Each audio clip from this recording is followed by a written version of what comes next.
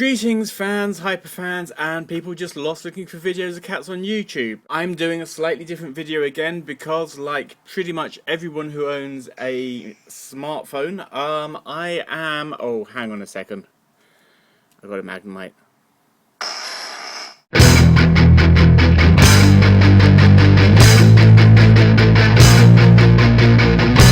Greetings fans, hyperfans, and people just lost looking for videos of cats on YouTube. Like everyone else on the face of the planet, I am going back to being Pokemon crazy. I'm actually filming on the older phone because I've got Pokemon running on my 5S.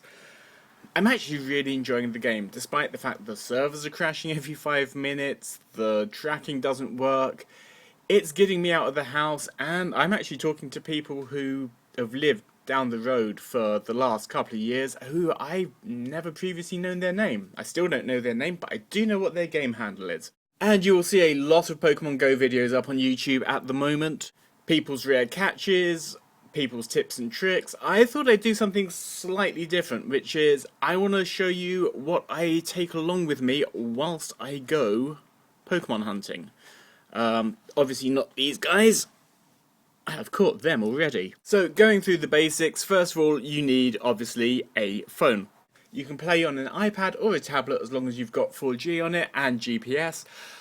But to be honest, a phone will do. You have absolutely no benefit from playing it on a bigger screen.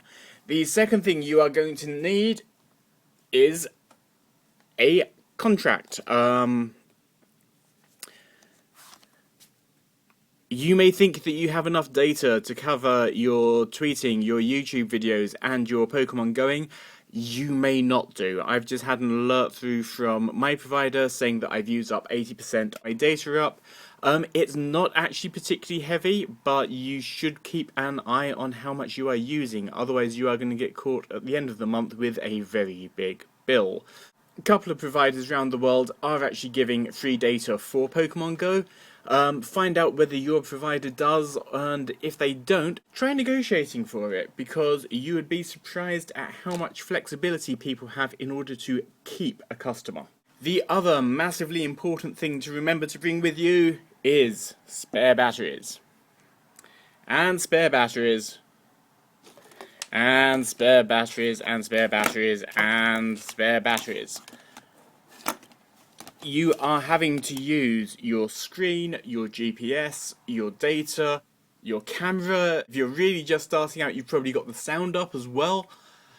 So basically, if your phone has it, Pokemon Go is using it, and that includes the battery. So bring along your charging cable, plug the thing in,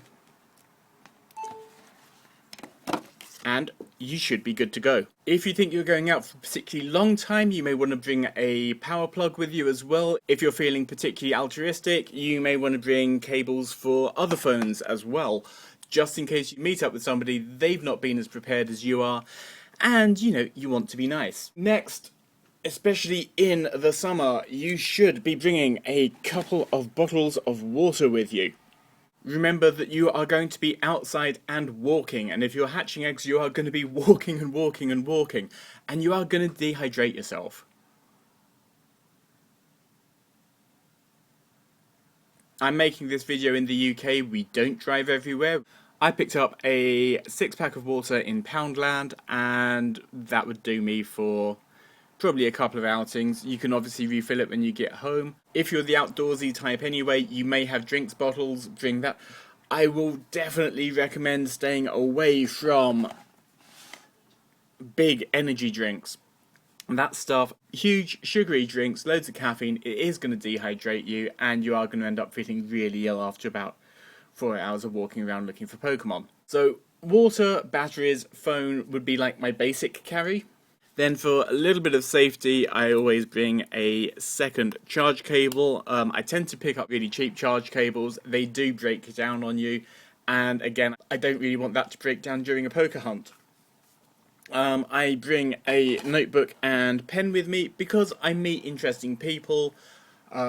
It's cool to see people in your neighbourhood, or even if you're travelling a little bit further, people who are at least a bit caught up with the Pokemon thing, you want to stay in contact.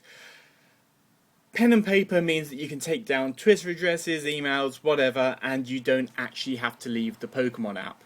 I know there is a journal in the game where it's also recording what you've caught, but it doesn't really show you what and where. You can make a list of what you're catching so that you can actually see if you have nests in your area. We actually found a Bulbasaur nest about 5 minutes walk from my work because we were just keeping a track of what we caught and where within our office and comparing the information. So that's kind of cool. If you're Pokemon hunting while you're doing your day stuff and just wandering around town centres, just bring a handful of small change with you. Because if you're going into a charity shop and all you're doing there is catching a rare Pokemon, that's kind of a dick move. So just, you catch a level 200 Mankey, put 20 pence into their collection tin. That's not such a big deal. And the final, actually most interesting thing that you can bring with you when you are doing a Pokemon hunt is another Pokemon hunter.